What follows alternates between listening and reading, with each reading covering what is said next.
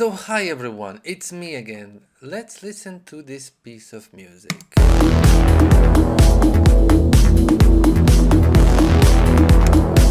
Very nice. This is something I just did just for showing a little thing about sidechaining. So what's wrong with regular sidechaining? Everyone has already learned how to sidechain, right? It's just, the kick drum, like this. And it's the bass. Where's the bass? Right now I'm using a pretty cool sidechaining tool, which focuses only on the low frequencies. Everyone knows that, so what's the big deal? Well, how about other things that maybe we should also sidechain that aren't so obvious maybe? And this time I would like to present some percussive elements like these. Very percussive, very attacky, very transient, and it has this nice low frequencies around 200 hertz. Here they are, I even emphasize them. That's a bit too much, maybe let's give. Also be very careful with Pro, Q, equalizers and transient things. It tends to change transient sounds and make them a little bit less sharp sometimes.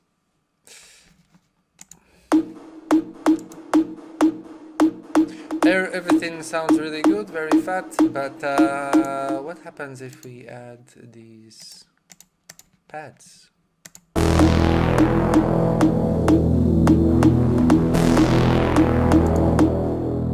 Suddenly we just hear the higher frequencies, just like tick tick tick tick tick tick, not necessarily something that goes through very well.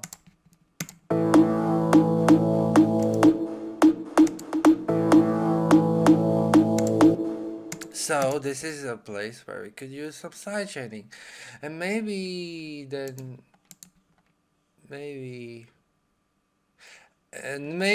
instead of using the regular sidechaining things, like let's say some kind of compressor that's compressing the mid frequencies, let's use an equalizer. So this is the actual tutorial moment. We have the two tracks playing, and we want to sidechain this pad to this percussion. Okay, let's start this process. Let's take an equalizer. We can choose even this default equalizer. No troubles with transients. It's just a pad. It's okay. And we're equalizing. Okay, this is a good place for sidechaining. Let's just remember this knob.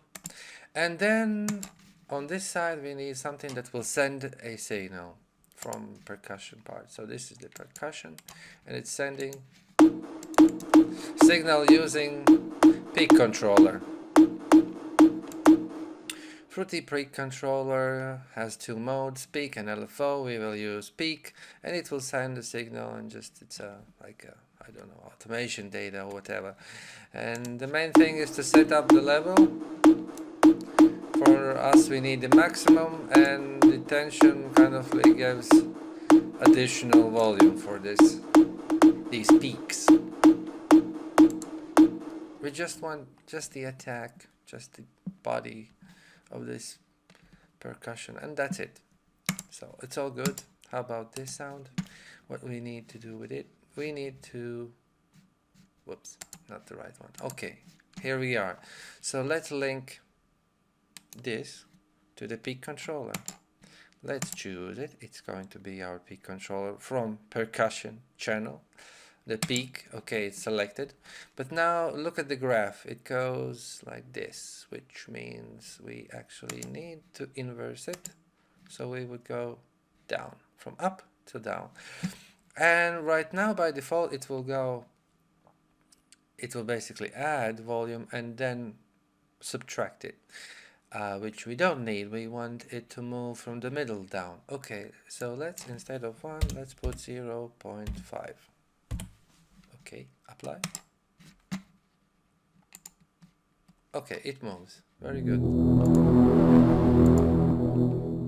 You want to hear this.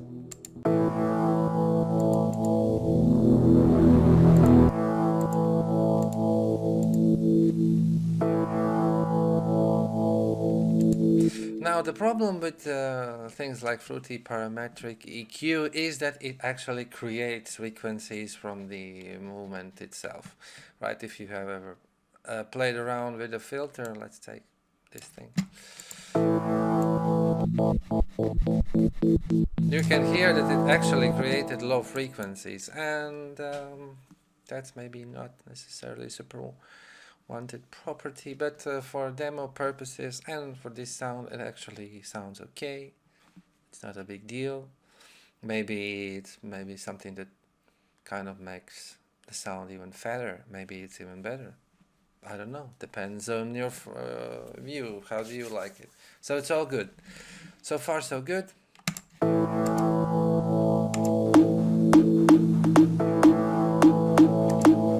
Yes, the percussion now comes through a little bit better.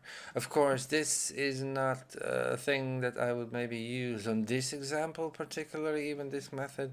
Maybe I would just automate volume or do simpler things, but I need to demo this thing with something, so let's use what we have.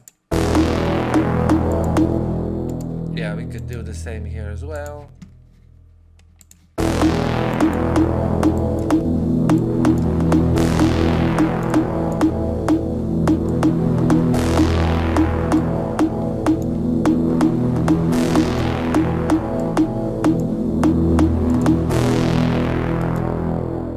Link to controller 0.5. There you go. Boom.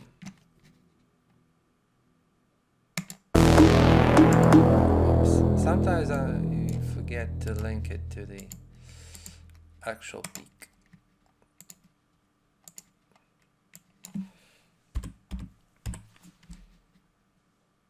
Yes, remove conflicts. If you add these controllers 2 times in a row, it creates like a conflict. So yeah, rewrite that.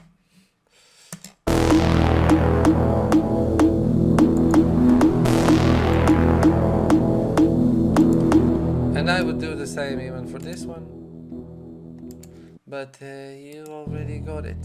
It's all good, right?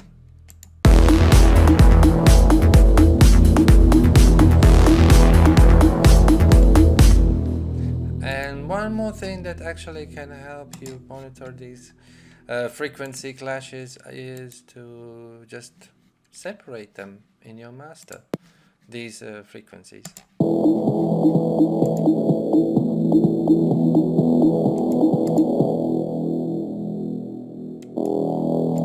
All good.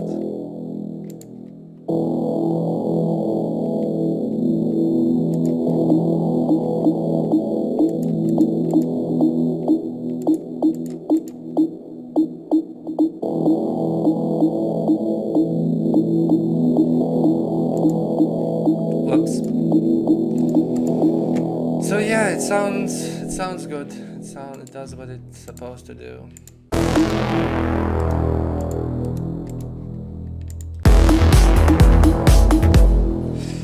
So thank you if you have listened so far. Maybe this will be something that helps you to get these frequencies sorted a bit better and make the mix sound a bit better organized or something. Yeah.